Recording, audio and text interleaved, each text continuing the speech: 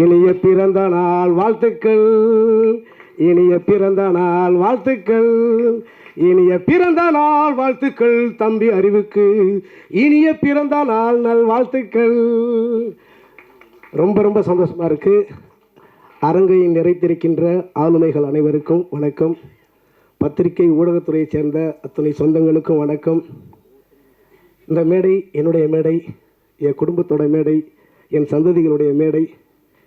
ஏன்னா Sony music south இந்த குடும்பத்தில் நானும் ஒருத்தன் சொல்கிறதுல பெருமைப்படுறேன். எனக்கும் 25 பாடல்கள் கொடுத்து ஒரு அடையாளம் கொடுத்தாங்க. இன்றைக்கி தம்பிக்கும் ஒரு அடையாளம் கொடுத்துருக்குறாங்க.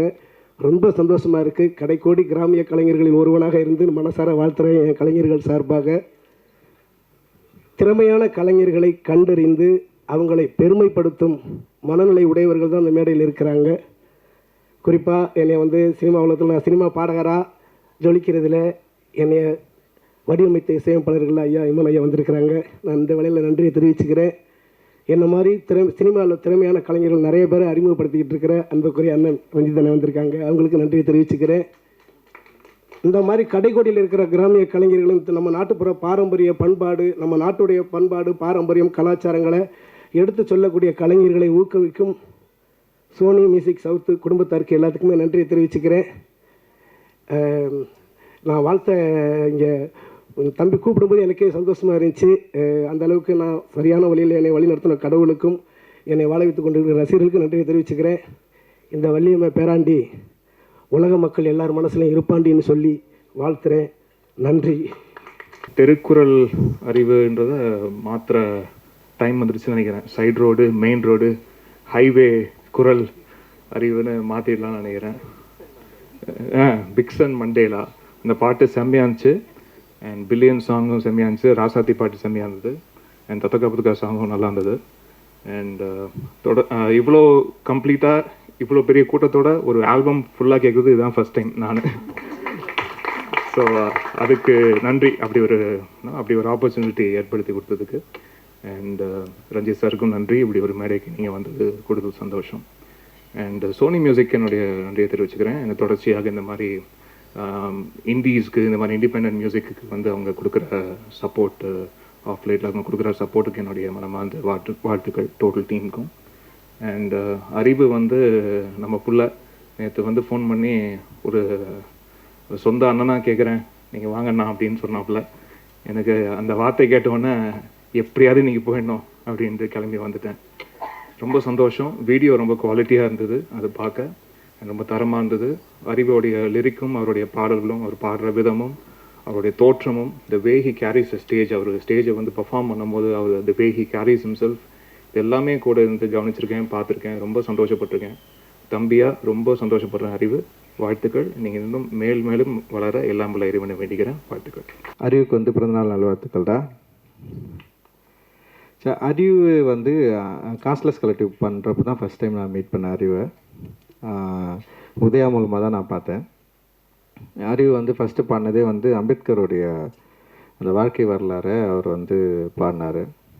எனக்கு ஃபஸ்ட் டைமாக என்ன சொல்கிறது, நம்ம ஒரு கலை இலக்கியங்களில் கலை இலக்கியத்தை அரசியல் படுத்தணும், அது மக்கள்கிட்ட கொண்டு போய் சேர்க்கணும் அப்படின்றது தான் ஒரு முக்கியமான ஒரு எய்மாக இருந்தது. அப்படி தான் சினிமாவுக்குள்ளே வந்தோம். ஸோ கலை இலக்கியங்களை அரசியல் வடிவமாக்கணும், அது மக்கள்கிட்ட கொண்டு போய் சேர்க்கணும். ஸோ கலை மக்களுக்கானது, நம்ம பயன்படுத்துகிற கலை அது அரசியல் தன்மையோடு இருக்கணும் அப்படின்றது தான் யோசனை. ஸோ அந்த யோசனைக்குள்ளே இருக்கிறவங்க கூட ஒன்று சேர்ந்து வேலை செய்கிறதுக்கு தான் தொடர்ந்து நம்ம பார்த்துட்டு இருந்தோம். அந்த அடிப்படையில் அறிவு ஒரு மிகப்பெரிய ஒரு வெளிச்சமாக நான் பார்க்குறேன். இந்த இண்டிபெண்ட் மியூசிக் அண்ட் இந்த மியூசிக் வடிவத்தில், அதுவும் மொழி ரீதியாகவும் சரி, அறிவு ஏற்படுத்தின தாக்கம் மிகப்பெரியது அப்படின்னு நான் நினைக்கிறேன். அண்ட் அன்றைக்கி ஃபர்ஸ்ட் டே அறிவு முன்னாடி பாடி காட்டின அறிவு, அதிலிருந்து இருக்கிற அறிவுகிட்ட இருக்கிற ஒரு மாற்றத்தை நான் தொடர்ந்து அவங்க கூடவே இருந்து நான் பார்த்துட்ருக்குறேன். அண்ட் காலாவில் ஃபர்ஸ்ட் ஃபிலிம் அவனுக்கு எழுதின ஒரு பெரிய சாங் ஒன்று எழுதுனா, அதுவும் ஒரு போராட்ட பாடல் தான் அது. அது ரொம்ப முக்கியமான பாடலாக இருந்தது காலா திரைப்படங்களில். அண்ட் வந்து அவன் வந்து எழுதின காஸ்ட்லெஸ் கலெக்டிவில் அறிவு எழுதின பாடல்கள்லாம் வந்து ரொம்ப ரொம்ப இன்ட்ரெஸ்டிங்கான பாடல்களை வந்து எழுதியிருந்தான். அண்ட் எனக்கே பாடலெல்லாம் கேட்டு முடிச்சதுக்கப்புறம் தான் தெரியும் அறிவு சில பாடல்களை அதில் வந்து எழுதியிருக்கான், கான்ட்ரிபியூட் பண்ணியிருக்கான்னு சொல்லிட்டு. ஸோ அப்போ தான் அறிவுடைய அந்த லிரிக் அந்த அரசியல் தன்மையை வந்து கொஞ்சம் கொஞ்சமாக புரிஞ்சிக்க முடிஞ்சுது. அண்ட் அறிவுக்கு ஒரு அரசியல் தன்மை இருந்தது. இங்கே என்னை பார்க்குறதுக்கு முன்னாடியே அறிவும் பாபாசாஹேப் அம்பேத்கருடைய கருத்துக்களால் ஈர்க்கப்பட்ட ஒரு மாணவனாக இருந்தது வந்து எனக்கும் அறிவுக்கும் ஒரு பெரிய நெருக்கத்தை வந்து உண்டாக்குச்சு. ஸோ அதன் அடிப்படையில் தான் அறிவு கூட ரொம்ப நெருங்க முடிஞ்சது. ஆனால் அதே நேரத்தில் அரசியல் தன்மையை அரசியல் கருத்துக்களை எப்படி வந்து எளிய வடிவமாக மாக்கி மெயின் ஸ்ட்ரீம் பிளாட்ஃபார்மில் வந்து ஆடியன்ஸை வந்து கனெக்ட் பண்ணுறது, இது ஒரு பெரிய சவால் ஆக்சுவலி. இப்போ நான் திரைப்படம் எடுக்க வரப்போ கூட வந்து நம்ம கதை அப்புறம் நம்ம யோசிக்கிற அரசியல் தன்மை வந்து இங்கே இருக்கிற மெயின் ஸ்ட்ரீம் ஆடியன்ஸ் வந்து கனெக்ட் பண்ணுமா, இவங்க அக்செப்ட் பண்ணுவாங்களா இல்லையா. ஏன்னா மெயின் ஸ்ட்ரீம் அப்படின்றதே வந்து சந்தைப்படுத்துதலில் தான் ஒரு மெயின் ஃபோக்கஸாக இருக்குது. அண்ட் வந்து அதை வந்து வணிகமயமாக்குதல் இல்லை வந்து அது வணிகத்துக்கு உட்பட்டிருக்கா, இங்கே சந்தைப்படுத்துகிறவர்கள் யார், சந்தையில் யார் பொருள் வாங்குறது. ஸோ இது மாதிரி நிறைய விஷயங்கள் இருக்குது. ஸோ இப்படி இருக்கிறப்போ சந்தையாளர்கள் இந்த மாதிரியான அரசியல் தன்மையுள்ள அதுவும் வந்து தலித்துகளுடைய லைஃப்பை அடிப்படையாக கொண்ட அரசியல் தன்மையுள்ள விஷயங்களுக்கு வந்து எந்தளவுக்கு சப்போர்ட் பண்ணுவாங்க அப்படின்றது ஒரு பெரிய கேள்விக்குறியாக இருந்த காலகட்டத்தில் தான் எங்களுடைய வாழ்க்கை, அதாவது திரைப்பயணத்துலையும் சரி இசை வடிவங்களையும் வந்து ஸ்டார்ட் ஆகுது. ஸோ அப்படி வந்து அறிவு வந்தப்போ அறிவுடைய ஸ்டைல் இருக்குல்ல, வே ஆஃப் எக்ஸ்பிரஷன் அண்ட் அந்த தன்னை வெளிப்படுத்துதல் வந்து மெயின் ஸ்ட்ரீம் ஆடியன்ஸ்க்கு வந்து ஈஸியாக கனெக்ட் ஆகிற ஒரு லாங்குவேஜாக இருந்தது. அண்டு உலக அளவில் இன்றைக்கி வந்து இந்திய artist and independent artist and wrap இது வந்து பயங்கர பாப்புலர் மியூசிக்காக இருக்கிறதுனால ஒரு பாப்புலர் மியூசிக்கோட வடிவத்தில் அறிவு பாடுறதுனால அது ஒரு பாப்புலர் மீடியம், ஒரு பாப்புலர் ஆடியன்ஸ்க்கு வந்து ஈஸியாக அது கனெக்ட் ஆச்சு. ஸோ அப்படி ஈஸியாக கனெக்ட் ஆகிறப்போ அறிவு பாடுற பாடல்கள் இருக்கிற அரசியல் தன்மையும் வந்து அவங்கக்கிட்ட போயிட்டு டிஸ்கஷன் பண்ண ஆரம்பிச்சுது. இது ரொம்ப முக்கியமானதாக நான் வந்து பார்க்குறேன். ஸோ ஒரு மீடியமை கையாளுறது வந்து ரொம்ப ரொம்ப முக்கியம். அந்த மீடியம் வந்து ஏற்கனவே இங்கே பாப்புலராக இருக்குது. அந்த மீடியம்குள்ளே நம்ம விரும்புகிற அரசியல் தன்மையை அதோட மீடியத்தை சரியாக புரிஞ்சுக்கிட்டு நம்ம வந்து அதை அப்ளை பண்ணுறப்போ இங்கே இருக்கிற எல்லா ஆடியன்ஸ்க்கு போய் ரீச் ஆகிறத வந்து என்னால் வந்து ஈஸியாக பார்க்க முடிஞ்சது.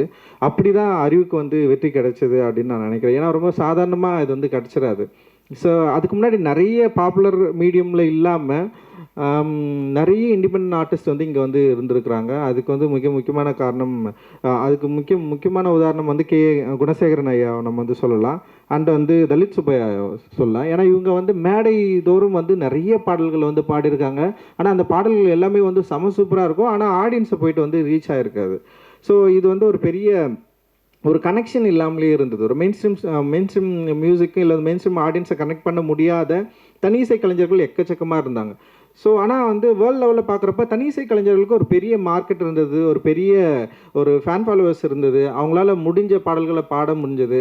குறிப்பாக வந்து பிளாக் இசை கலைஞர்களை நம்ம வந்து இதில் வந்து நிறைய ஆஃப்ரிக்கன் மியூசிஷியன்ஸ் வந்து நம்ம வந்து நிறைய எக்ஸாம்பிள் எடுத்துக்கலாம். அது கென்ட்ரிக் லாமர்லேருந்து எக்கச்சம் பியான்ஸே, கென்ட்ரிக் லாமர் அண்ட் இவங்களாம் தான் நமக்கு பெரிய பெரிய இன்ஸ்பிரேஷனாக இருந்தாங்க. கென்ட்ரிக்கோட இப்போ ரீசெண்டான ஒரு விஷயம், ஒரு சாங் கூட வந்தது. அண்டு அவங்கள பார்க்குறப்ப வந்து நமக்கு பயங்கர பொறாமையாக இருந்தது. அவங்க பில்லியன்ஸ் கணக்கில் மக்களை ரீச் பண்ணாங்க. பெரிய அளவில் அந்த பாடல்கள் சந்தைப்படுத்தப்பட்டது மிகப்பெரிய ஒரு பொருளாதார ரீதியாகவும் பெரிய அளவில் ரீச்சில் இருக்கிறாங்க. ஆனால் வந்து நம்மளால் ஏன் இது இங்கே வந்து பண்ண முடியல அப்படின்ற ஒரு கேள்வி இருக்குல்ல, அந்த கேள்வியை நோக்கி தான் இந்த என்ன சொல்கிறது, இந்த மூமெண்ட் வந்து கொஞ்சம் கொஞ்சமாக அப்படியே நகர்ந்து போச்சு. இன்றைக்கி வந்து அறிவு காஸ்ட்லெஸ் கலெக்டிவில் வந்து பாடினதுக்கப்புறம் அறிவு மாதிரி நிறைய பேர் அதில் வந்தாங்க, நிறைய பேர் பாடினாங்க. அப்படியே வந்து மெயின் ஸ்ட்ரீம் சினிமா நோக்கி நகர்ந்தாங்க. மெயின் ஸ்ட்ரீம் சினிமாவில் இருக்கிற பாடல்களை வந்து பாட ஆரம்பித்தாங்க. குறிப்பாக அறிவு வந்து நடிகர் விஜய் அவர்களுடைய படத்தில் வந்து ஒரு பாடல் வந்து பாடி மிகப்பெரிய வெற்றி அடைஞ்சது. அண்ட் தனுஷ் அவர்கள் வடச்சென்னை படத்தில் வந்து அவன் பாடி வந்து பெரிய வெற்றி அடைஞ்சது. அண்ட் என்னுடைய திரைப்படங்களில் அறிவு தொடர்ந்து எழுதுறது நீயே ஒலி அப்படின்ற பாட்டு சார்பட்டா பரம்பரையில் வந்து அவன் எழுதுனது வந்து மிகப்பெரிய வெற்றி அடைஞ்சது, மக்கள்கிட்ட ஈஸியாக போய் சேர்ந்து. ஸோ அவனுடைய திரைப்பட பாடல்களும் கூட வந்து அதில் தன்னுடைய அரசியல் கருத்துக்களை வந்து எந்த வகையிலையும் வந்து கம்ப்ரமைஸ் பண்ணாமல் வந்து அதை ஈஸியாக இலகுவாக மக்கள்கிட்ட ஈஸியாக ரீச் பண்ணி அப்படி கொண்டு போய் சேர்க்கறதுல வந்து ஒரு கை தேர்ந்தவனாக மாறி இருக்குதுன்னு நினைக்கிறப்ப வந்து உண்மையிலே வந்து ரொம்ப சந்தோஷமாக இருக்குது. அண்ட் அறிவோட மிக முக்கியமான பாடலாக நான் நினைக்கிறது வந்து கள்ளமௌனின்ற வார்த்தையை வந்து இன்ட்ரடியூஸ் பண்ணது. அந்த கள்ளமௌனி வந்து பயங்கரமாக அந்த வேர்டை வந்து அது ஒரு இண்டி மியூசிக்கில் வந்து வெளியே வந்து நாங்கள் தான் இதில் தான் ரிலீஸ் ஆச்சுன்னு நினைக்கிறேன், நீளமில் தான். ஆனால் அந்த பாடல் வந்து மிகப்பெரிய வெற்றி அடைஞ்சது. ஆஃப்ரோ ப்ரொடியூஸ் பண்ணியிருந்தேன் அந்த பாட்டை. அண்ட் வந்து செம்ம சக்ஸஸ்ஃபுல்லான சாங். அந்த இடத்துல இருந்து தான் அறிவுக்கு வந்து இன்னொரு ஒரு முகம் வந்து தெரிய ஆரம்பிக்குது. அந்த இடத்துல நிறைய சாங் பண்ணியிருந்தான், ஆனால் அது ரொம்ப முக்கியமான பாடலாக இருந்தது. ஆனால் அதுக்கப்புறம் வந்து இண்டி மியூசிக்கில் வந்து என்ஜாமி பாட்டு வந்து மிகப்பெரிய பாய்ச்சலை வந்து கிரியேட் பண்ணிச்சு. அண்ட் அதுக்கு வந்து மிக முக்கியமான காரணம் வந்து சந்தோஷ் நாராயணன் ப்ரொடியூசராக இருந்தது. அண்டு தீயோட அவங்க பாடினது. அதோடு சேர்ந்து அறிவுடைய எழுத்து இருக்குல்ல, அது ரொம்ப சாதாரணமான எழுத்து இல்லை. அந்த எழுத்து வந்து ஒரு தலைமுறையுடைய ஒரு பல தலைமுறைகளுடைய குரல்களை வடிவத்தை என்ன சொல்கிறது, ஒரு பெரிய அரசியலை வந்து வார்த்தைகளாக மாற்றி குழந்தைங்க கிட்ட கூட ஈஸியாக ரீச் பண்ண முடிய அளவுக்கு வந்து அதில் ஒரு பெரிய ஒர்க்கு வந்து நிகழ்ந்தது. ஆனால் அதன் பிறகு அந்த விஷயத்தில் சில பிரச்சனைகள்லாம் வந்து அறிவுக்கு நிறைய பிரச்சனைகள் வந்தது. அவன் வந்து மனதளவில் வந்து ரொம்ப பாதிக்கப்பட்டான். அதுலேருந்து வெளியே வர்றதுக்கு உண்மையிலேயே பயங்கர ஸ்ட்ரகிளில் இருந்தான். அந்த ஸ்ட்ரகிளுக்கான பதில் தான் இந்த 12 பாடல்கள் அப்படின்னு சொல்லிட்டு நான் வந்து சொல்லுவேன். அவன் லைஃப்பில் அவன் ஏன்னா ரொம்ப சென்சிட்டிவானவன், ஈஸியாக எமோஷ்னலாக ஆகிடுவான். ரொம்ப இப்போ எப்படி பாடல்கள் வந்து அவனுக்கு வந்து ஒரு தீப்பொறி மாதிரி பயங்கரமாக பவர்ஃபுல்லாக பாடுவான், ரொம்ப எமோஷ்னலாக லவ் அப்படிலாம் இருக்கிறான்ல. ஆனால் வந்து நேரடியாக பார்த்தா சின்ன குழந்தை தான் அவன். ஆனால் வந்து அப்படியே நம்ம தாளாட்டி அப்படியே ஓகேடா விட்றா, ஒன்றும் இல்லைடா அவனுக்கு வந்து அப்படியே அழகாக இலகுவாக புரிய வச்சு இதெல்லாம் ஒன்றும் இல்லைடா, இதை நம்ம ஃபேஸ் பண்ணி தான் ஆகணும்டா அப்படின்னு சொல்லி. ஏன்னா சமூகத்தில் நிறைய இஷ்யூக்கள் நடக்குது, நிறைய பிரச்சனைகள் நடக்குது. நம்ம வந்து ரியாக்ட் பண்ணிக்கிட்டே இருக்கிறோம். ரியாக்ட் பண்ண வந்து என்னென்னா நம்ம டைல்யூட் ஆகிட்டே இருக்கிறோம். ஏன்னா நம்ம கோவப்படுறது மூலமாகவோ இல்லை வந்து உணர்ச்சி வசப்படுற மூலமாகவோ இல்லை வந்து நம்ம விரும்புகிற மாதிரியான ஒரு சமூகம் இங்கே வந்து அமைந்துருமோ அப்படின்னு எதிர்பார்க்கலாம். ஆனால் அப்படி இருக்கிறதுக்கான வாய்ப்பு இங்கே இல்லவே இல்லைல்ல. மனிதர்கள் வந்து பல வித்தியாசமான எண்ணங்களும் உணர்வுகளும் கொண்டவர்கள். அவர்கள் வந்து நம்ம வந்து ஒரு கேட்டகரியில் வந்து கேட்டகரைஸ் பண்ண முடியாது. ஆனால் அறிவு ரொம்ப சிம்பிளாக அவங்ககிட்ட இருந்து எல்லாரையும் பார்ப்பான். அவனை மாதிரி எல்லாரும் இருக்கணும்னு நினைப்பான். அப்படி எல்லாரும் இருக்கிறதுக்கு வாய்ப்பே இல்லைல்ல. ஸோ அப்படி இருக்கிறப்போ வந்து அறிவுக்கு நிறைய அவனுடைய பர்சனல் லைஃப்பில் அண்ட் அவனுடைய மனதில் நிறைய பிரச்சனைகள் உருவாச்சு. அந்த நிறைய பிரச்சனைகள் வரப்போ அவன் வந்து இந்த மியூசிக் வந்து இதை கண்டினியூ பண்ணலாமா வேணாமான்ற அளவுக்கெல்லாம் வந்து அறிவு வந்து ஒரு டைமில் வந்து யோசிக்க ஆரம்பித்தான். ஆனால் வந்து அறிவு வந்து தொடர்ந்து என்கிட்ட அடிக்கடி வந்து அவன் பேசுவான். அவனுடைய வேலை என்னன்றது மட்டும் நான் கொஞ்சம் நான் அவங்ககிட்ட வந்து ஷேர் பண்ணியிருக்கிறேன். இது ஏன் முக்கியமான வேலை, நம்ம ஏன் இதை பண்ணணும், நம்ம பண்ணலைன்னா வேறு யார் பண்ணுவாங்க, இது இன்னொருத்தர் வந்து பண்ணுறதுக்கு வந்து எவ்வளோ காலம் ஆகும். ஸோ இது அப்படி நம்மளால் விட்டு போயிட முடியாது. இது ஒரு ஃபைட் தான். இந்த ஃபைட் வந்து சாதாரண ஃபைட் கிடையாது. இது வந்து பல நூற்றாண்டு காலமாக நடந்துட்டுருக்கு அப்படின்னு நான் சொல்லுவேன். நான் பாபா அம்பேத்கர் வந்து இதை ரொம்ப சூப்பராக சொல்லியிருப்பார். இந்தியாவுடைய வரலாறு என்பதே வந்து பௌத்தத்துக்கும் பார்ப்பனியத்துக்குமான போர் அப்படின்னு சொல்லுவார். ஸோ இது வந்து கிட்டத்தட்ட ஒரு போர். இந்த போரில் வந்து நம்மலாம் வந்து ஒரு சின்ன ஒரு சோல்ஜர்ஸ் மாதிரி வந்து நம்ம நிற்கிறோம். நம்ம இல்லைனாலும் வேற ஒருத்தர் வருவாங்க. ஆனால் நமக்கு ஒரு ஸ்பேஸ் இப்போ கிடச்சிருக்கு. அந்த ஸ்பேஸை நம்ம கரெக்டாக யூட்டிலைஸ் பண்ணிக்கிட்டு நம்ம விரும்புகிற நம்ம நினைக்கிற ஜனநாயகத்தன்மை வாய்ந்த ஒரு சமூகத்தை உருவாக்குவதற்கு நம்மளால் முடிந்த அளவுக்கு நம்முடைய ஆர்ட்டை வந்து நம்ம வந்து பயன்படுத்தணும் அப்படின்றது தான் மேக்ஸிமம் வந்து எனக்கும் அறிவுக்குமான டிஸ்கஷன் இருக்கும். அண்ட் அதை வந்து அறிவு வந்து தன்னுடைய இந்த 12 பாடல்களை உருவாக்கி நிறைய பாட்டு வச்சுருக்கான். அதில் 12 மட்டும் தான் இப்போ வந்து ரிலீஸ் பண்ணுறான். எனக்கு ரொம்ப ஆச்சரியமாக இருந்தது, எப்படி இவனால் 12 பாடல்கள் இவனால் வந்து உருவாக்க முடிஞ்சுது அப்படின்னு சொல்லிட்டு. இன்னொன்று இது அவனுடைய போராட்டம் தான் அப்படின்னு நான் நினைக்கிறேன். ஏன்னா அவனால் வந்து மியூசிக் பண்ண முடியும்னு சொல்லிட்டு இதில் வந்து ப்ரூவ் பண்ணியிருக்கிறான். அண்ட் வந்து அவன் எழுதியிருக்கிறான், அவனே மெட்டமைச்சிருக்கிறான். அண்ட் வந்து இதை வந்து மக்கள்கிட்ட கொண்டு போய் சேர்க்கறதுக்கு தனியாலாம் நின்று இருக்கிறான். இது எல்லாமே அவனே வந்து தேர்ந்தெடுத்தது. சோனி மியூசிக் கிட்ட போனதும் அவனுடைய கால் தான். அவனுக்கு நிறைய பேர் வந்து அவங்க கேட்டாங்க, ஆனாலுமே வந்து சோனி மியூசிக் கூட நம்ம போகணும் அப்படின்ற எடுத்ததும் அவனுடைய கால் தான். ஸோ இது ரொம்ப ரொம்ப ஆரோக்கியமான அண்ட் வந்து அவனுடைய வளர்ச்சியில் ரொம்ப முக்கியமான காலகட்டமாக நான் பார்க்குறேன். நான் இந்த 12 பாடல்களில் பல பாடல்கள் பலவிதமாக மக்களுக்கு கொண்டு போய் சேரும், பிடிக்கும் அப்படின்னு நான் நம்புகிறேன். எனக்குமே வந்து பிடிச்சது வந்து அந்த ராசாத்தி பாடல் வந்து எனக்கு ரொம்ப பிடிச்ச பாடல். நான் அவன்கிட்ட சொன்னேன், கேட்டவொடனே எனக்கு ரொம்ப பிடிச்சிருக்குடா. அதை என்ன சொல்கிறது, மியூசிக்காகவும் சரி, அந்த ஃபீமேல் சிங்கரை யூஸ் பண்ணதாக இருக்கட்டும், அந்த லிரிக் வந்து பயங்கரமாக இருந்தது. ஒரு பயங்கரம் அடி ரொம்ப எனக்கு ஈஸியாக வந்து அது கனெக்ட் ஆச்சு. அப்புறம் வந்து சார்பாக பாடல் வந்து பயங்கரமாக இருந்தது. ஸோ நிறைய பாடல்கள் இதில் வந்து ரொம்ப இன்ட்ரெஸ்டிங்கான பாடல் வந்து அவன் கொடுத்துருக்கான். அண்டு வந்து நிச்சயமாக இது வந்து மக்களுக்கு மிக நெருக்கமான ஒரு பாடலாக இருக்கும் அப்படின்னு நான் நினைக்கிறேன். சோனி டெஃபினட்டாக இது வந்து மக்கள்கிட்ட கொண்டு போய் ரீச் பண்ணுவாங்க. அவங்கக்கிட்ட ஒரு பெரிய ஃபேன் பேஸ் இருக்குது. அண்டு பெரிய மக்கள் வந்து சோனி நிறுவனத்தோடு அந்த சோனி மியூசிக்கோட வந்து நெருங்கிய ஒரு உறவோடு இருக்கிறாங்க. அதனால் நிச்சயமாக இந்த 12 பாடல்கள் பலவிதமாக மக்கள்கிட்ட போய் சேரும் அப்படின்னு நான் நினைக்கிறேன்.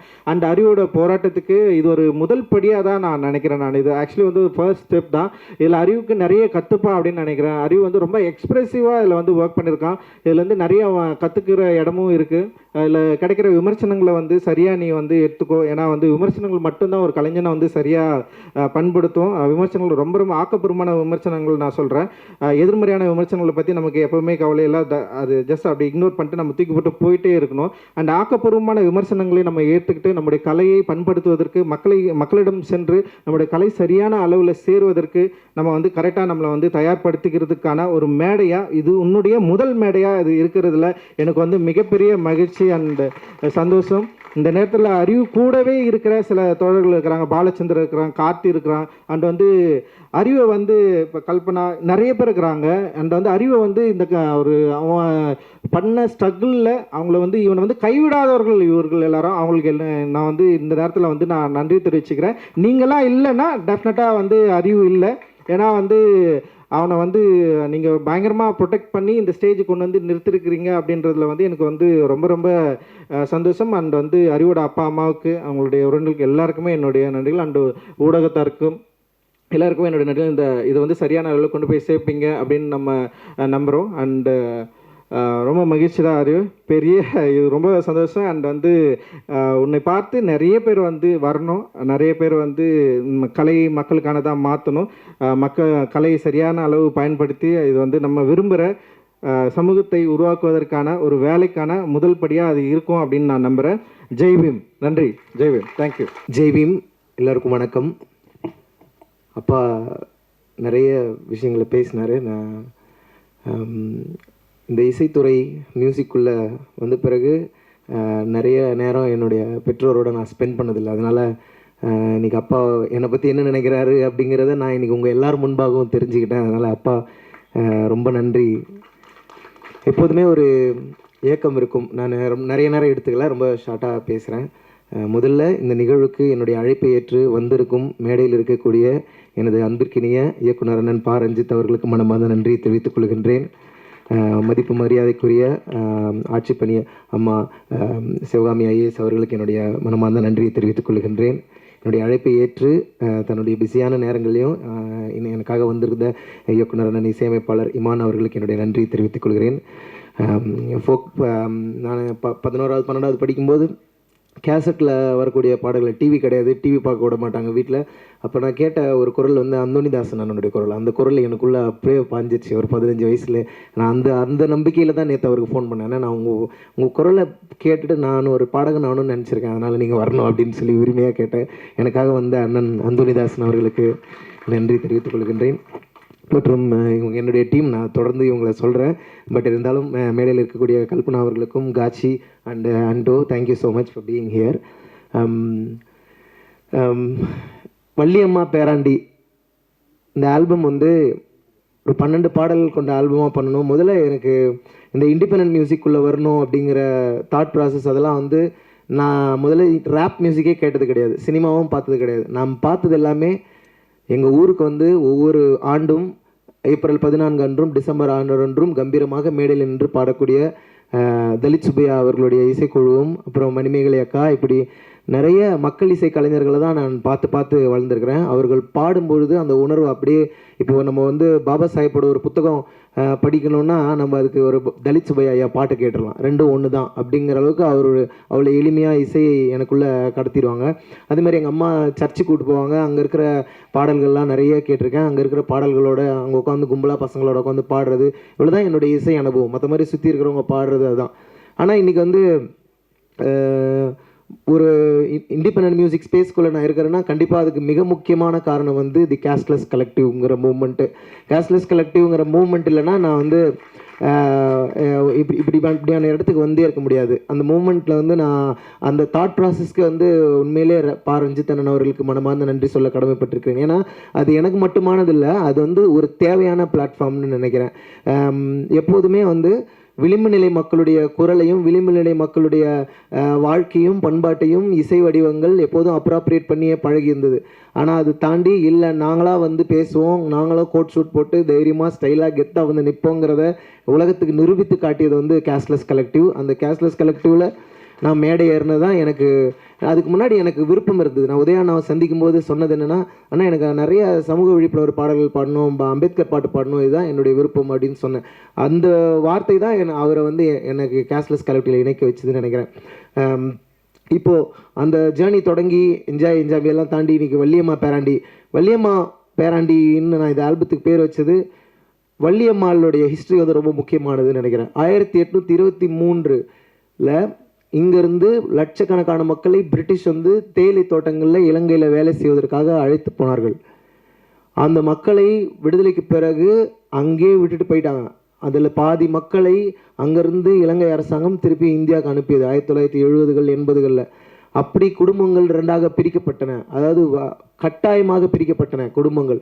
அப்படி பிரிக்கப்பட்டு வேறு இழந்து ஊர் இழந்து இந்த ஊருக்கு வந்து மீண்டும் உழைப்பாலும் கல்வியாலும் நேர்மையாலும் முளைத்தெழுந்த ஒரு மகத்தான ஒரு குடும்பத் தலைவி தான் வள்ளியம்மாள்.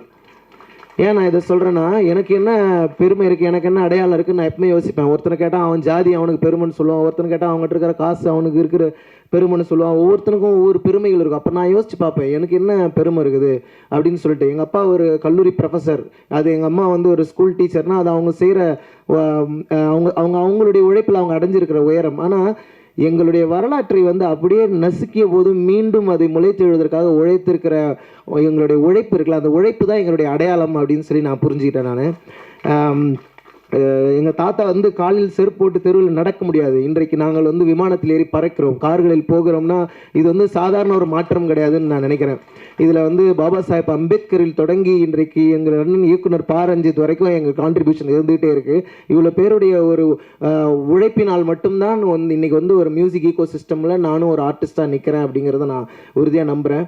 எனக்கு வந்து பிறந்தநாள் கொண்டாடுறதுல உண்மையிலேயே இந்த வருஷம் எனக்கு மகிழ்ச்சியே இல்லை. ஏனென்றால் நாம் எப்போது கொல்லப்படுவோம்னே தெரியாத ஒரு வன்முறையான ஒரு சமுதாயத்தில் வாழ்ந்து கொண்டிருக்கிறோம். அப்படி தான் நான் இதை பார்க்குறேன். நான் வந்து ஒரு ஒரு ஒரு தலித்தா வந்து வாழ்க்கையின் கொண்டாட்டங்களை கூட கொண்டாட முடியல நம்மளால். நமக்கு வந்து என்ன தினந்தோறும் நீ சாவு செய்தியை கேட்டுனே இருக்க, தினந்தோறும் உன் சார்ந்த உன் நிறத்தில் இருக்கிற நீ சாப்பிட்ற உணவை சாப்பிட்ற உன்னை மாதிரி இருக்கிற யாரோ ஒருத்தர் செத்துக்கிட்டே இருக்கான்னா நீ எப்படி பர்த்டே கொண்டாடுவ, நீ எப்படி வந்து உனக்கு ஒரு பாட்டு வெளியிட்ட கொண்டாடுவ, உன் மனது எப்படி இருக்கும்? அந்த மனநிலை ரொம்ப ரொம்ப ஆபத்தானது. இந்த சமூகம், சாதிய சமூகம் மீண்டும் மீண்டும் வந்து நம்மளை அப்படியான ஒரு இறுக்கத்திலே வச்சிருக்குன்னு நினைக்கிறேன். அந்த இறுக்கம் தான் என்னை போட்டு உறுத்திக்கிட்டே இருக்கும். ஆமண்ணனுடைய மறைவு வந்து என்னை உண்மையாகவே என்னால் இது வரைக்கும் ஏற்றுக்கவே முடியல. ஏனென்றால் தலித் சமூகத்தில் இத்தனை இளைஞர்களை வந்து ஒவ்வொரு வாரமும் ஒவ்வொரு நாளும் நம்ம கேள்விப்பட்டே இருக்கோம், கொலை செய்கிறார்கள், சாதி ஆணவ படுகொலை செய்கிறார்கள். எதிர்க்க உட்கார்ந்துட்டா, நின்றுட்டா, நடந்துட்டா, படிச்சுட்டா எல்லாமே பிரச்சனையாக இருக்கும்போது மியூசிக்கெல்லாம் எங்கேயோ இருக்குது. ஆக்சுவலி தெருவில் நடக்கிறது, எதிர்க்க அவன் முன்னாடி நடந்து போகிறது, இப்படியான பேசிக் விஷயங்கள்லேயே நம்மளை வந்து அரெஸ்ட் பண்ணி வச்சுட்டு இந்த இசை, இந்த ஆட்டம் பாட்டம் கொண்டாட்டம் இது எல்லாத்தையுமே வந்து மேட்டுக்குடிகள் தங்களதானதாக ஆக்கி கொண்டதனுடைய விளைவாக தான் இன்றைக்கி வந்து நான் எத்தனையோ முன்னோர்களுடைய கனவு இது. ஒரு தலித் சுப்பையா வந்து ஒரு பாப் மார்லியா ஐயாவாக மாறி இருக்கலாம், ஒரு பாவலர் முகில் வந்து ஒரு மைக்கேல் ஜாக்சனாக மாறி இருக்கலாம். ஏன்னா இந்த சாதிய சமூகம் தான் இந்த மண்ணின் கலைஞர்களை மீண்டும் மீண்டும் அடியிலே வச்சிருக்கு. ஆனால் அவர்களுடைய வாழ்க்கையில் தான் அழகு இருக்குது, அவர்களுடைய வாழ்க்கையில் தான் கொண்டாட்டம் இருக்குது. யார் இந்த மண்ணில் வேர்வை சிந்தி உழைக்கிறார்களோ அவர்களுக்கு தான் அந்த செடியை பற்றி தெரியும், அந்த நாத்தை பற்றி தெரியும், அதை பற்றி பாட்டு எழுத முடியும். ஆனால் அந்த கலை வடிவங்களை எப்படி அவர்கள் நிலங்களை பிடுங்கிக்கிட்டாங்களோ அதே மாதிரி அவர்களுடைய கலைகளையும் பிடுங்கி கொண்டார்கள். இப்படியான ஒரு சூழலில் தான் நாம் இருந்து இருக்கிறோம். அதனால் எனக்கு அடையாளமாக இருக்கக்கூடிய வள்ளியம்மாளனுடைய வரலாற்றை பாதுகாக்கணும் அப்படின்னு எனக்கு தோணுச்சு. அதை வந்து எங்கள் பாட்டி பள்ளிக்கூடம் போல, ஆனால் நான் வந்து காலேஜுக்கு போயிருக்கிறேன், பல நாடுகளுக்கு போயிருக்கிறேன், விமானங்களில் போகிறேன்னா இது எல்லாமே அவர்கள் செய்த அந்த உழைப்பின் வேர்களின் தியாகங்களைத்தான். அதுக்காக தான் நான் நன்றி செலுத்த வேண்டும்னு தான் இந்த ஆல்பமுக்கு வந்து வள்ளியம்மா பேராண்டி அப்படின்னு பேர் வச்சேன். கண்டிப்பாக வந்து இது எல்லாருக்கும் ஒரு உணர்த்துதலை கொடுக்கும் அப்படின்ற ஒரு பெரிய நம்பிக்கை எனக்கு இருக்குது. இந்த ஆல்பம் வந்து ஒரு 2 வருஷம் கிட்டத்தட்ட எடுத்தேன் இந்த ஆல்பம் பண்ணி முடிக்கிறதுக்கு. குவாசி மோட் அப்படின்னு ஒரு மியூசிக் ப்ரொடியூசர், நான் என்னோட டீமை பற்றி ஷார்ட்டாக சொல்லிடுறேன். குவாசி மோட்னு ஒரு மியூசிக் ப்ரொடியூசர், அவர் லண்டனில் இருக்கார். இந்த ஆல்பமில் 8 பாடல்கள் எனக்காக அவர் பண்ணி கொடுத்துருக்காரு. ஒரு பலத்த கைத்தட்டல் கொடுத்தீங்கன்னா அவங்கள வந்து உண்மையிலே. அண்டு ஆண்டோ ஃப்ராங்க்லின் இங்கே இருக்கார், 2 பாடல்கள் எனக்காக இந்த ஆல்பத்தில் அவர் பண்ணி கொடுத்துருக்காரு. அண்ட் காட்சி ஆஃப்ரிக்காவிலேருந்து நமக்காக இங்கே இந்த நிகழ்வுக்காக வந்திருக்காரு. ஸோ இவங்க 2 பேரும் ஈச் 2, ஸோ டோட்டலி 12 சாங்ஸ் பண்ணியிருக்கிறோம். அண்டு சாய் ஸ்ரவணம் சார் வந்து எனக்கு ஒரு பாட்டு நேற்று திடீர்னு ஒரு பாட்டு இஷ்யூ ஆயிடுச்சு, அதில் உடனடியாக ஒரு பாட்டு பண்ண வேண்டியிருந்தது. அதை பண்ணும்போது உடனடியாக எனக்கு மிக்ஸ் பண்ணி கொடுங்க சார்னு கேட்டேன். சாய் ஸ்ரவணம் சார் அவர் வந்து எனக்காக ஒரு பாடல் மிக்ஸ் பண்ணி கொடுத்தாரு. மீதி 11 பாடல்கள் டயர் தாம்சன் சொல்லி லண்டனில் ஒரு கிராமி வின்னிங் இன்ஜினியர் அவர் மிக்ஸ் பண்ணி கொடுத்தாரு. ஸோ அவருக்கும் என்னுடைய நன்றியை தெரிவிச்சுக்கிறேன். மற்றும் கல்பனா அம்பேத்கர் இந்த தொடாத மியூசிக் வீடியோ எடுத்து கொடுத்தாங்க. எனக்கு என்னென்னா, கல்பனா வந்து இந்த பாட்டை சரியாக புரிஞ்சுக்குவாங்க. கல்பனாவுக்கு எப்போதுமே இந்த சமூகத்தின் மீது ஒரு கோபமும் இருக்குது, ஒரு பேரன்பும் இருக்குது. அதை நான் பார்த்துக்கிட்டே இருப்பேன். சரி, கண்டிப்பாக இவங்க இதை ஹேண்டில் பண்ணிவிடுவாங்கன்ற ஒரு நம்பிக்கை வந்து எனக்கு வந்ததுனால நான் அவங்ககிட்ட கொடுத்தேன். கண்டிப்பாக இந்த பாடல் வந்து எனக்கு ரொம்ப பிடிச்சிருக்கு, கண்டிப்பாக இது மக்களுக்கும் பிடிக்கும் அப்படின்னு நான் நம்புகிறேன். இந்த ஆல்பம் நேற்று நைட்டே ரிலீஸ் ஆயிடுச்சு, நீங்கள் கேளுங்க. 12 பாடல்கள் கொண்ட வள்ளியம்மா பேராண்டிங்கிற இந்த ஆல்பம் எல்லா மாதிரியான மூட்ஸும் இதில் இருக்கும். ஒரு ஜாலியான பாட்டு, எமோஷ்னலானது, லவ் சாங் எல்லாம். ஏன்னா நம்முடைய முழு உணர்வுகளை நம்ம வெளிப்படுத்த முடியாத மனிதர்களாகவே இருக்கும். அப்போ அறிவு அப்படின்னா நீ எப்போ கருத்து சொல்ல போகிற, நான் கேட்குறேன், நான் ஏன் கருத்து சொல்லணும், ஏன்னா சந்தோஷமாக இருக்கக்கூடாதா நமக்கு? அப்போ வாழ்க்கையினுடைய மற்ற ரூம்ஸ் எல்லாம் நம்மளால் போகவே முடியாத ஒரு உளவியல் ரீதியான சிக்கல்களுக்குள்ளே தான் நான் இருந்ததாக நான் உணர்றேன். அதனால் என்னைய நானே உடச்சிக்கிட்டது தான் வள்ளியம்மா பேராண்டி. ஸோ அதில் சரி இருந்தாலும் தவறு இருந்தாலும் ரஞ்சித் அண்ணன் சொன்ன மாதிரி நான் அதை கற்றுக்கிறதுக்காக தயாராக இருக்கிறேன். உங்களுடைய கருத்துக்களுக்காக நான் காத்திருக்கிறேன். மற்றும் என்னுடைய அம்மா அப்பா, என்னுடைய குடும்பத்தினர், இவங்களுடைய இந்த உலகத்திலேருந்து தான் நான் வரேன். இவர்கள் யாருக்குமே கிடைக்காத ஒரு வாய்ப்பு எனக்கு கிடைச்சிருக்கு. அப்போ நான் யார்? நான் என் முன்னோர்களின் கனவு. I am the wildest dream of my ancestors. என்னுடைய முன்னோர்கள் எப்போதும் இயங்கிக் கொண்டிருந்திருப்பார்கள். நான் ஒரு கலைஞனாக வேண்டும், பாடகனாக வேண்டும், நான் என்னுடைய குரல் உலகம் முழுவதும் கேட்கணும்னு கனவு கண்டிருப்பாங்கன்னு நினைக்கிறேன். அதனுடைய ஒரு தாக்கமாக நான் இந்த இடத்துல நிற்கலான்னு நினைக்கிறேன். அதனால் அந்த வடிவத்தில் என்னை இன்ஸ்பயர் பண்ண பாவலர் தலித் சுப்பையா ஐயாவிலேருந்து, பாவலர் முகில் ஐயாவிலேருந்து, இன்குலாப் ஐயா, கே குணசேகரன் ஐயா, இவர்கள் வரிசையில் மக்கள் இசைக்காக கிராமந்தோறும் ஓடி ஓடி பாடி பாடி என் போன்ற கிராமங்களிலிருந்து, எளிய குடும்பங்களிலிருந்து வரக்கூடிய கலைஞர்களுக்கு நம்பிக்கை தந்த அத்தனை வேர்களுக்கும் என் நெஞ்சார்ந்த நன்றியை நான் இந்த இடத்துல இருந்து தெரிவித்துக் கொள்கின்றேன். நம்ம வந்து இந்த ஹிப்ஹாப் மியூசிக்னு சொல்கிறோம், பாப் மியூசிக்னு சொல்கிறோம், இது எல்லாமே இந்த மண்ணின் இசை தான். ஆக்சுவலி இந்த எப்படி கருப்பின மக்களுடைய இசை வந்து ஹிப்ஹாப் இசை, அவர்களுடைய விடுதலைக்காக அவர்கள் பயன்படுத்தி கொண்டது. அதே போல் இந்த இந்திய சூழலில், தமிழ் சூழலில் நம்முடைய விடுதலைக்காக நாம் கையில் எடுக்க வேண்டிய இசை வந்து ஃபோக் மியூசிக்னு நினைக்கிறேன். அந்த ஃபோக் மியூசிக்கில் தான் பல உண்மைகள் ஒளிஞ்சிருக்கு. இந்த சமூகத்தை பற்றிய அத்தனை படிப்பினைகளும் அங்கே ஒளிஞ்சிருக்கு. இயற்கையை எப்படி பாதுகாக்க வேண்டும், மனிதனை மனிதன் சமமாக நடத்தி கொள்ள வேண்டும், இப்படி அற்புதமான வாழ்வியல் கோட்பாடுகளோடு பொருளாதார ரீதியாக பின்தங்கி இருந்தாலும், ஆண்டாண்டு காலமாக வஞ்சிக்கப்பட்டிருந்தாலும், யாரையும் சுரண்டாது யாரையும் வஞ்சிக்காது வாழ்ந்து கொண்டிருக்கிற ஒரு மகத்தான பண்பாட்டுக்கு சொந்தக்காரர்கள் நாம் அப்படிங்கிறத நான் புரிஞ்சுக்கிட்ட இடத்துலேருந்து தான் இந்த வள்ளியம்மா பேராண்டின்ற ஆல்பத்தை பண்ணியிருக்கேன். கண்டிப்பாக இது உங்கள் எல்லாருடைய கொண்டாட்டத்துக்கும் காரணமாக இந்த ஆல்பம் இருக்கும்னு நான் நம்புகிறேன். எனக்கு அதுக்கப்புறம் எனக்கு ஒரு மியூசிக் பேண்ட் உருவாக்கணும்னு தோணுச்சு. கேஷ்லெஸ் கலெக்டிவ்ல இருந்து அதன் பிறகு நான் ஓகே நம்மளும் ஒரு ஜாலியான ஒரு பேண்ட் ஆரம்பிக்கலாம், ஒரு ஆல்பம் பண்ணலான்னு சொல்லிட்டு நான் பாலச்சந்தர் சரத்தெல்லாம் சேர்ந்து ஒரு மியூசிக் பேண்ட் உருவாக்கணும். அவர்களோடு தொடர்ந்து பயணம் பண்ணிட்டு இருக்கேன். அடுத்து என்னுடைய பேண்டோடைய ஆல்பத்தை நான் ரிலீஸ் பண்ணலான்னு இருக்கோம். இது நாம் தனியாக ஒரு ஹிப்ஹாப் ஆல்பம் பண்ணணும் அப்படின்னு சொல்லி முயற்சி பண்ணது. இந்த இண்டிபெண்ட் மியூசிக் ஸ்பேஸ்க்குள்ளே அவ்வளோ ஈஸியாக நம்மளை வந்து வரவே விட மாட்டேங்கிறாங்க. என்னென்னா, இங்கே ஒரு பாட்டு, ஒரு ஒப்பாரி பாட்டு உருவாகுதுன்னா அந்த ஒப்பாரி பாட்டு வந்து 2000 வருஷம் தாண்டி வந்திருக்கும், 1000 வருஷங்கள் தாண்டி வந்திருக்கும். அது பேர் ஓரல் லிட்ரேச்சர், அது வாய்மொழி இலக்கியம். அதுக்கு கம்போசர் யாருன்னா ஏதோ ஒரு ஆயாவா, ஏதோ ஒரு ஊரில் திண்ணையில் உட்காந்து இருக்கிற ஒரு ஆயாவை தான் இருப்பாங்க. அவர்களிடமிருந்து அது வருகிறது. அது வந்து கொஞ்சம் கொஞ்சமாக கசிந்து வரலாற்றில் ஒவ்வொரு கை மாறி அது கடைசியாக ஒரு சினிமாவுக்கோ ஒரு பெரிய இடத்துக்கோ வருகிறது. ஆனால் அந்த பெரிய இடத்துக்கு வரும்போது அது எங்கேருந்து வந்ததுன்னு சொல்லப்படுவதில்லை. அது அந்த மேடைக்கு வந்த பிறகு அது வெறும் வியாபார பொருளாயிடுது. அந்த மக்களுடைய பண்பாடு, அவங்க ஏன் அதை உருவாக்கியிருப்பாங்க, அந்த கதை என்ன அப்படிங்கிறத பற்றி பேச விடுறதில்லை. ஆனால் இது ரொம்ப ஆபத்தான போக்குன்னு நான் பார்க்குறேன். அது எப்படி நான் ஆண்டாண்டு காலமாக சாதி எப்படி இங்கே இருக்கிறவங்க உழைப்பை மட்டும் வாங்கின்னு அந்த மனிதர்களை புறந்தள்ளி வச்சதோ, அதே மாதிரி இந்த இசையும் பண்பாடும் அந்த எளிய மக்களுடைய வாழ்வியல் விழுமியங்களை பிடுங்கி கொண்டு அந்த மனிதர்களை புறந்தள்ளுகிற வேலையை செய்கிறது. அதை கட்டுடைக்க வேண்டிய பொறுப்பு நம்ம எல்லாருக்கும் இருக்குன்னு நான் நினைக்கிறேன். ஏனென்றால் நம்முடைய கலையை, பண்பாட்டை, வேர்களை நாம் பாதுகாக்கவில்லைன்னா வேறற்ற மனிதர்கள் ஆகிடுவோம். நாம் வேறற்ற மனிதர்களானால் எளிதில் வெட்டி வீழ்த்தப்படுவோம். இது வந்து எனக்கே இந்த அனுபவம் இருந்தது. நான் என்ஜாய் பாட்டு பண்ணப்போ நான் பேசணும்னு நினச்சது தான் எனக்கு பிரச்சனையாக மாறிச்சு. நான் பேசணும்னு நினச்சது ஆமாம் எங்கள் ஆயா கிட்டேருந்து நான் இதை வாங்கினேன். அப்போது சொன்னாங்க, உங்கள் ஆயாவை பற்றி பாட்டு பண்ணுறதுக்கு தான் நாங்கள் வந்திருக்கோம். ஆமாம், எங்கள் ஆயாவை பற்றி பாட்டு பண்ண தான் நான் வந்திருக்கேன். ஏன்னா எங்கள் ஆயாக்கள், எங்கள் தாத்தாக்கள் ஆண்டாண்டு காலமாக அடிமைகளாக இந்த மண்ணில் இருந்தவர்கள். அவர்களின் ரத்தத்திலும் வேர்வையிலும் முளைத்து விடுதலை பெற்ற பறவைகளாக நாங்கள் இன்றைக்கு கலைஞர்களாக மேடையில் ஏறி நிற்கிறோம். அதனால் அதை பற்றி நான் பேசாமல் வேறு எதை பற்றி நான் பேசுவது? நான் பேசுவதற்கு வேறு என்ன இருக்கிறது? ஏன்னா நான் கற்றுக்கொள்ள தயாராக இருக்கிறேன். ஆனால் யாரையும் ஏமாற்றவோ சுரண்டவோ அதை நான் யோசிப்பேன். எவ்வளவு சுரண்டினாலும் எவ்வளவு ஒடுக்கப்பட்டாலும் நம்மக்கிட்ட ஒரு அறம் இருந்துகிட்டே இருக்குது. அந்த அறத்தை எனக்கு கற்றுத்தந்தவர் வள்ளியம்மா, பாட்டி, எங்கள் அம்மா, இவர்கள் எங்கள் பாட்டி வந்து ஒரு நாள் எங்கள் ஸ்கூலில் வந்து ஒரு நாள் இப்படி சொல்லிட்டாங்க, உனக்கு படிப்பே வராது, அந்த ஜாதியில் பிறந்தா தான் படிப்பு வரும், உனக்கு வராது அப்படின்னு சொல்லிட்டாங்க. எனக்கு தாங்கவே முடியல. நான் பயங்கரமாக அழுதுட்டேன். அவன் ஏன் அப்படி சொன்னாங்க, ஏன் என் கூட இந்த பையன்கிட்ட கேட்டேன், ஏன் இந்த ஜாதிக்கு வந்து படிப்பு வராதுன்னு சொன்னாங்க அப்படின்னு சொல்லி கேட்டேன். அவனும் ஒரு மாதிரி எமோஷனல் ஆகிடும். ஆனால் எங்கள் அம்மா கிட்ட வந்து சொன்னேன், நான் ஒரு நாள் லஞ்ச் சாப்பிட்னு இருக்கேன் எங்கள் வீட்டில். எங்கள் அம்மா வந்து ஸ்கூலுக்குள்ளே வந்து அந்த கதவை திறந்து நேராக உள்ளே வந்து அந்த கரஸ்பாண்ட் முன்னாடி நின்னா, யாரை பார்த்து நீ அப்படி சொன்னாங்க, யார் தெரியுமா அப்படின்னு சொல்லி எங்கள் பாட்டி அவரை எதிர்த்து கேள்வி கேட்டாங்க. இப்போ சொன்னால், அவங்க அப்பா வாத்தியாரியா, அவங்க அம்மா டீச்சரியா, நாங்கள் எவ்வளோ கஷ்டப்பட்டு நாங்கள் படிக்க வைக்கிறோம், எங்கள் பிள்ளையை எடுத்துன்னு வந்து எங்கள் குடும்பத்துலேருந்து ஒரே பிள்ளையை எடுத்துன்னு வந்து இவ்வளோ தூரம் நாங்கள் படிக்க வைக்கிறோம், நீ யாரையா சொல்கிறதுக்குன்னு எங்கள் பாட்டி எதிர்த்து கேட்ட அந்த வீரம் இருக்கு இல்லையா, அந்த வீரம் வந்து எனக்கு வரணும்னு நான் எத்தனையோ முறை வேண்டிக்கிறேன் ஆக்சுவலி. ஏன்னா அப்படியான ஒரு அழுத்தம் நிறைந்த ஒரு பயங்கர கெத்தான அந்த மொமெண்ட் என் கண்ணு முன்னாடி இருக்குது. அப்பப்போ நான் அதை யோசிச்சுப்பேன். அவர்கள் யாருக்கும் பயப்படாதவர்கள், யாரை கண்டும் எதை கண்டும் பயப்படாதவர்கள். அந்த பயமில்லாத ஒரு தன்மையை நானும் வளர்த்து கொள்ளவும் இன்னும் நிறைய பாடல்களை என்னோட நண்பர்களோடு சேர்ந்து நான் பாடவும் விரும்புகிறேன்.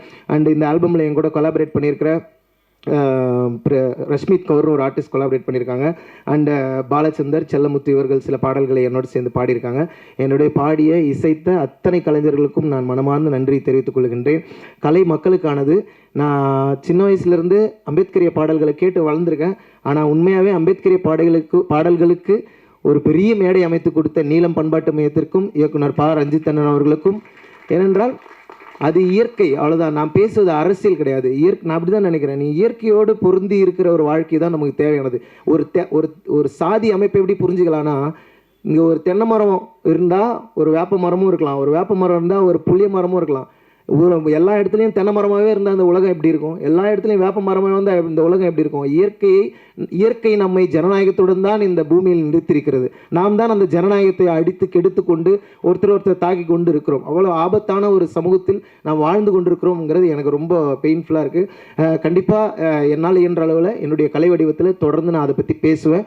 இந்த ஆல்பம் முழுக்க அதை பற்றி பேசலை. இது ஒரு கமர்ஷியல் ஆல்பமாக இருந்தாலும் என்னுடைய உள்நோக்கத்தை இந்த ஆல்பம் கண்டிப்பாக உங்கள்கிட்ட கொண்டு வந்து கடத்துன்ற நம்பிக்கையோடு நான் ஏதாவது விடுபட்டிருந்தேன் மன்னிச்சுக்கோங்க. அண்ட் சோனி மியூசிக்கு ரொம்ப நன்றி சொல்ல கடமைப்பட்டிருக்கேன். நிறைய பேருக்கு இந்த ஆல்பம் நான் போட்டு காமிச்சேன். ஆனால் சோனி மியூசிக் வந்து எப்போவுமே நான் ஒரு விஷயம் யோசிப்பேன், அவங்க என்னை ட்ரீட் பண்ணுறதுலேருந்து தான் நான் அவங்கள வந்து ஃப்ரெண்டாகவே தொடங்குவேன். அவங்க என்ன சொல்கிறாங்க, என்ன நம்பிக்கை கொடுக்குறாங்க, வார்த்தைகள் அதெல்லாம் கிடையாது. அவங்க என்கிட்ட பழகிற விதம் தான் எனக்கு ரொம்ப முக்கியமாக படும். என்னை ரொம்ப அன்போடவும் கனிவோடவும் என்னோடு உரையாடி இந்த ப்ராஜெக்டை இப்போ ஒரு லான்ச் வரைக்கும் கொண்டு வந்து சேர்த்திருக்கிற சோனி மியூசிக் சவுத்துக்கு என்னுடைய மனமார்ந்த நன்றிகளை தெரிவித்துக் கொள்கின்றேன்.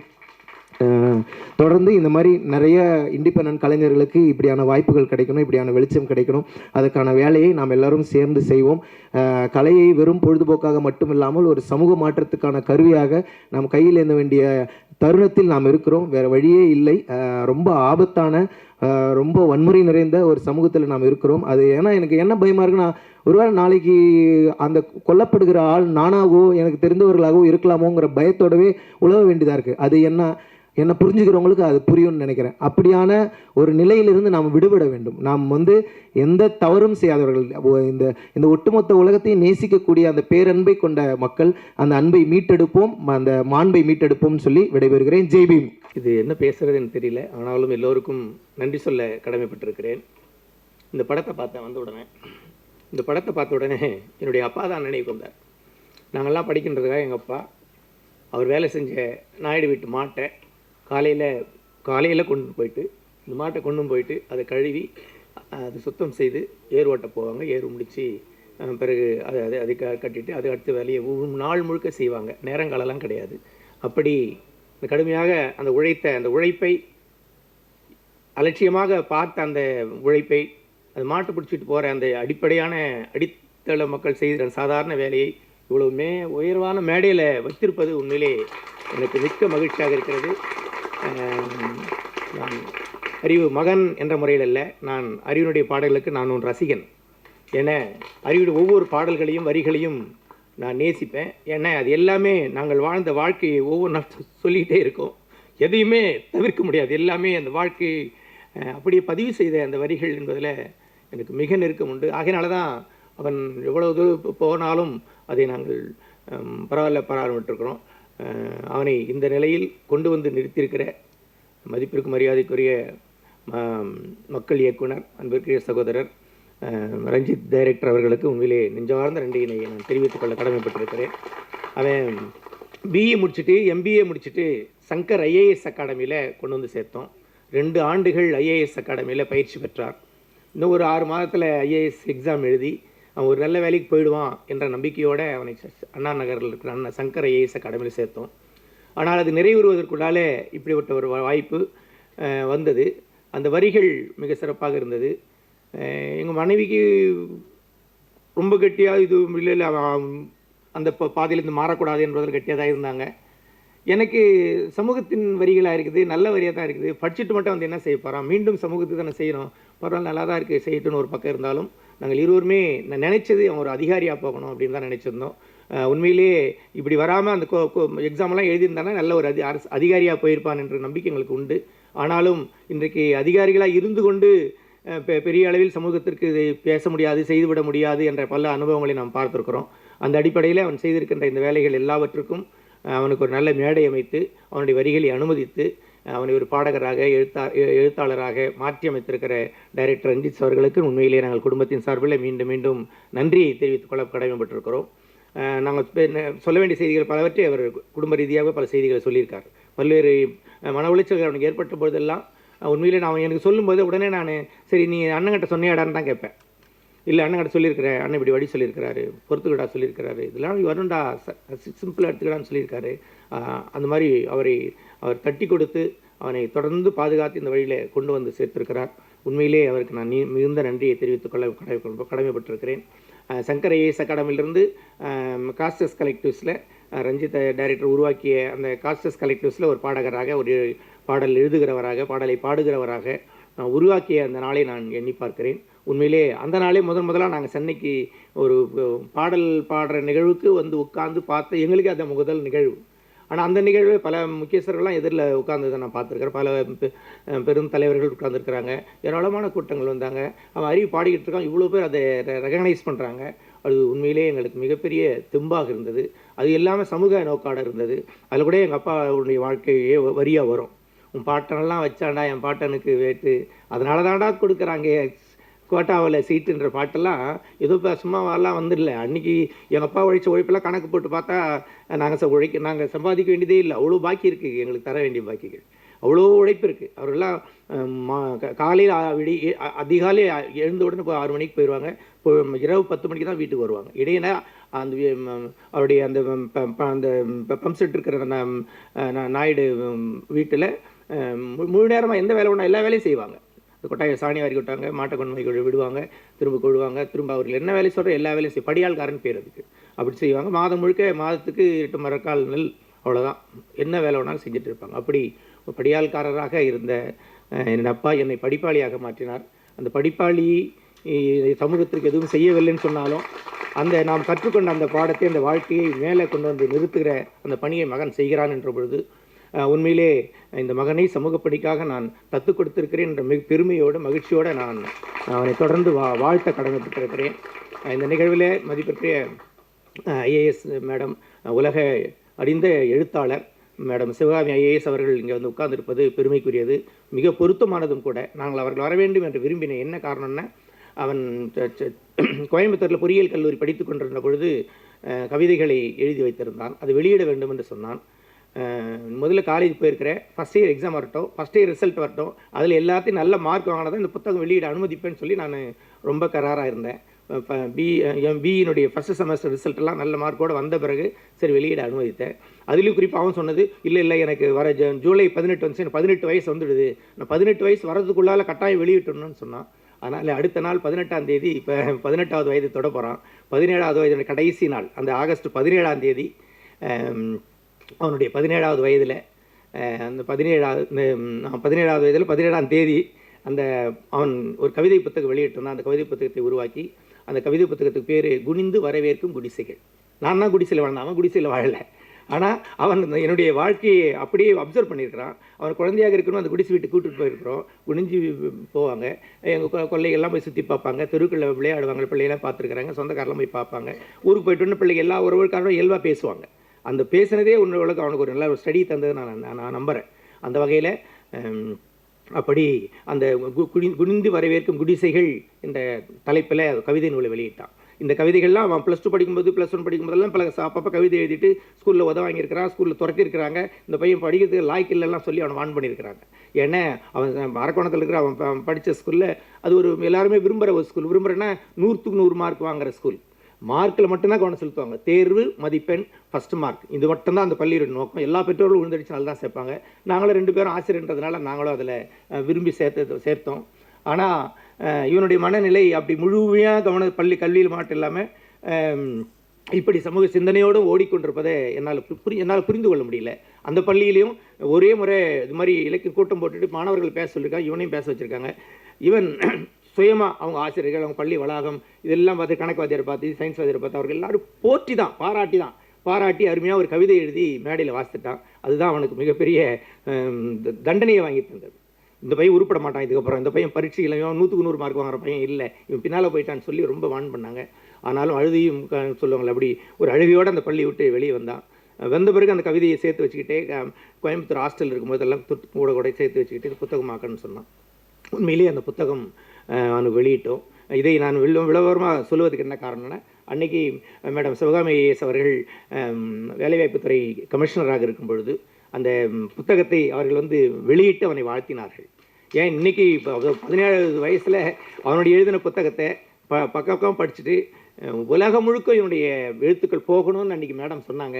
இன்றைக்கு உலகம் முழுக்கும் போன பிறகு அவன் மேடம் வாழ்த்த வேண்டும் என்பது தான் என்னுடைய விருப்பம். அந்த வகையில் மேடம் எவ்வளோ பிஸினாலும் ரொம்ப நாள் நம்மளை நேற்று சாயந்தரம் தான் மேடத்தை தொடர்பு கொண்டு பேசி உடனடியாக அவர்கள் பங்கேற்றது எனக்கு உண்மையிலே ரொம்ப மகிழ்ச்சியாக இருக்குது. ஏன்னா அந்த காலத்திலேருந்து பார்த்துருக்குறாங்க. அந்த வரிகளை அன்றைக்கி வாழ்த்தினார்கள். உலகம் முழுக்கும் சிறப்படைய வேண்டும் என்றவர்கள் சொன்ன அந்த வார்த்தை அவனை எப்படி பாதுகாத்திருக்கிறது என்று நான் நம்புகிறேன். அந்த வகையில் அவனுடைய வளர்ச்சியில் பங்கேற்றிருக்கிற உங்கள் யாவருக்கும் கூட என்னுடைய வாழ்த்துதலை தெரிவித்துக் கொள்கிறேன். மிக சிறப்பாக வந்திருக்கிற அவனுக்கு அண்ணன்னா என்னுடைய மூத்த மகன் யுவான் அவர்கள் வந்திருப்பது, அந்தோணிதாஸ் பாடகர் அவர்கள் வந்திருப்பது, இந்த இசை தொடர்கள் வந்திருப்பது, எல்லாருக்கும் என்னுடைய பாராட்டுகள். அன்பிற்குரிய மகள் கல்பனாவை நான் அதிகமாகவே பாராட்டி ஆக வேண்டும். உண்மையிலே அவன் கலங்குகின்ற பொழுதெல்லாம் வார்த்தையாலும் பல்வேறு தளங்களிலே அவனை பாதுகாப்பதில் அவர்கள் முனைந்து பங்கேற்று அவனுக்கு பெரிய உதவிகளை செய்து ஒரு என்னது உடுக்கை இழந்தவன் கைபோல் அங்கே இடுக்கண் களைவதாம் நட்பு என்று திருவள்ளுவர் சொன்ன மாதிரி எப்பெல்லாம் உதவி தேவை அந்த மாதிரி நேரங்களில் உதவுகின்ற ஒரு நல்ல நண்பராக இருப்பதில் நான் மகிழ்ச்சி அடைகிறேன். அவர்களை பாராட்டுகிறேன். அவர் மட்டுமல்ல, எப்போவுமே இருக்கிற சந்தர், கார்த்தி, மற்ற அங்கே இருக்கிற பாலச்சந்தர், அந்த டீம் எல்லாரையும் நான் மீண்டும் மீண்டும் பாராட்டுகிறேன், வாழ்த்துகிறேன். எல்லோருமே ஒரு குடும்பமாக அவனை தங்கியிருக்கிற வீட்டுக்கு வந்துட்டு சொன்னால் எல்லாருமே கும்பலாகவே இருப்பாங்க. எப்பவுமே அவனை தனியாக பார்க்க முடியாது.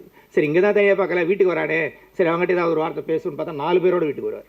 அவங்ககிட்ட எந்த ரகசியமும் எப்பவுமே பேச முடியாது.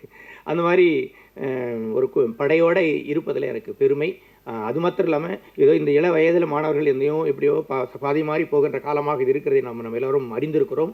அந்த வகையில் அப்படி பாதி மாறி போகாமல் தன்னையும் தன்னுடைய அறிவு சிந்தனையையும் தன்னுடைய நண்பர்களையும் கூட பயன்படுத்தி சமூக பார்வையாக இருப்பதும் சமூகத்திற்குண்டான விடியலை தேடுகின்ற அது பாதையாக இருப்பதும் எனக்கு மகிழ்ச்சி அளிக்கிறது, பெருமை அளிக்கிறது. அந்த வகையில் இதில் பங்கேற்றிருக்கிற உதவி செய்த எல்லோரையும் இந்த நேரத்தில் நான் பாராட்ட கடமைப்பட்டிருக்கிறேன். அது மாத்திரம் இல்லாமல் எங்கள் மாமியார் வள்ளியம்மா, என்னுடைய துணைவியாருடைய அம்மா, அது அவனுக்கு பாட்டி இல்லையா, அம்மம்மா, நாங்கள் 2 பேரும் பள்ளி நான் கல்லூரியில் பேராசிரியர், என் மனைவி பள்ளி தலைமை ஆசிரியர் இருக்கிறாங்க. நாங்கள் 2 பேரும் குழந்தைகளை பராமரிப்பதில் எங்களுக்கு ரொம்ப, அதாவது நேரம் கிடையாதுன்னு சொல்கிறோம், எல்லாரும் சொல்கிற மாதிரி நேரம் கிடையாது. ஆனாலும் அந்த பொறுப்பெல்லாம் எங்கள் மாமியார் தான் எடுத்துக்கிட்டாங்க. அதனால் என்னுடைய மகனையும் மகளையும் அவர்கள் பொறுப்பேற்றுக் கொண்டார்கள். அன்பாக அவர்கள் தான் வளர்த்தெடுத்தார்கள். எனவே பெற்றோர்களை விட என்னை அதிகமாக தூக்கி வளர்த்தெடுத்த பாட்டியை மறந்துவிடக்கூடாது என்ற நன்றி உணர்வோடு அவர்களை தூக்கி நிறுத்தியிருப்பது உண்மையிலே பெருமையாக இருக்கிறது. அது மிக சிறந்த நன்றி உணர்வு என்று நான் நம்புகிறேன். என்னுடைய கடமையும் கூட அதில் சேர்ந்து அடங்கியிருப்பதாக நான் உணர்கிறேன். அந்த வகையில் பங்கேற்று என்னுடைய அப்பா வந்திருக்கிறார். அவர்கள் எல்லாம் கடுமையாக உழைப்பை செலுத்தியவர்கள். தான் பட்ட கஷ்டம் பிள்ளைகள் படக்கூடாது என்று சொல்லிட்டு வழக்கமாக சொல்லுவாங்கள்ல, அதை நேரடியாக என்னை ஆளாக்கியதில் பெற்றோர்கள் அப்படி அர்ப்பணிப்பாக இந்த வேலையை செய்திருக்கிறார்கள். அவர்கள் உருவாக்கியிருக்கிறார்கள், நன்றி சொல்லுகிறேன். குறிப்பாக என்னுடைய தம்பி வந்திருக்கிறார், ஆலன் வந்திருக்கிறார், தம்பி மனைவி விஜயா வந்திருக்கிறாங்க. அவர்கள் எல்லாம் எல்லாமே நான் குடும்பமாக, தனித்தனி குடும்பமாக இல்லாமல் எல்லோரும் குடும்பமாக ஒரே சிந்தனையாக பிறருக்கு உதவுவதும் சமூக பணி ஆற்றுவதும் தான் எங்களுடைய குடும்ப நெறியாக நாங்கள் வாழ்ந்து வரும். அதனால் நாங்கள் மகிழ்ச்சியாக இருக்கிறோம். என்னுடைய தங்கை வந்திருக்கு, லைலா வந்திருக்கிறது. ஒரு பாட்டில் எங்கள் தங்கி கூட வச்சு ஆட வச்சுருக்கிறான். அப்படிலாம் அதெல்லாம் அப்படி ஒரு பதிவு இருக்குது இல்லை, அது ஒரு நன்மை தானே என்றைக்கு இருந்தாலும். அது மாதிரி வந்திருக்கு. என்னுடைய மகள் டாக்டர் கனிமொழி வந்திருக்கு. என்னுடைய மருமகன் வந்திருக்கார், டாக்டர் சிவராஜ், 2 பேரும் வந்திருக்கிறாங்க. உண்மையிலே அவர்கள் எல்லோரும் அவனுடைய பாடல்களை உற்சாகப்படுத்துவர்களாக, மேலும் வரிகளை மேம்படுத்துவதற்கு உதவுகின்றவர்களாக தொடர்ந்து இருப்பது மிகப்பெரிய மகிழ்ச்சி. உண்மையிலே ஒரு குடும்பம், நாங்கள் வெட்டையத்து பண ஆசை பற்றி மற்ற இதை பற்றிலாம் நாங்கள் கவலைப்படுறதில்லை. இது அப்பப்போ வருது, அப்பப்போ எது செலவாயிடுச்சா பரவாயில்ல. சேர்த்து வைக்கிற விஷயம்லாம் எங்களுக்கு எப்பவுமே கிடையாது. அதனால் இப்படி நண்பர்களோடு இருப்பதும் பிறருக்கு உதவி செய்கின்ற அந்த அந்த செயல்பாடு உண்மையிலே மகிழ்ச்சி அளிக்கிறது, தொடர்ந்து செயல்பட வைக்கிறது. இன்னும் கூட நிறைய செய்ய வேண்டியிருக்கிறது. நான் அரக்கோணத்தில் அடிக்கடி அம்பேத்கர் பிறந்தநாள் விழாவில் மாலை நேரத்தில் பாண்டிச்சேரியிலேருந்து தலித் சுப்பையா அவர்களை கூட்டு வந்து கலை நிகழ்ச்சி நடத்துவோம். தலித் சுப்பையா அவர்கள் ஒரு இசை போர் நடத்துவார்.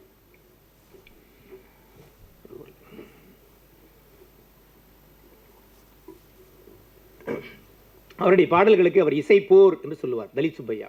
அந்த தலித் சுப்பையா, நான் வந்து அந்த பகுதியில் இருக்கிற ஒரு எம்ப்ளாயின்றதுனால நாங்கள்லாம் சேர்ந்து அந்த நிகழ்ச்சி நடத்துவோம். நான் ஒரு ஆர்கனைஸ்ன்றதுனால என் பையன் வீட்டில் இருக்கிற சும்மா கையில் அவனுக்கு கூட்டுவான், வாழ போகலான்னு கூட்டுவான், அவ்வளோதான்.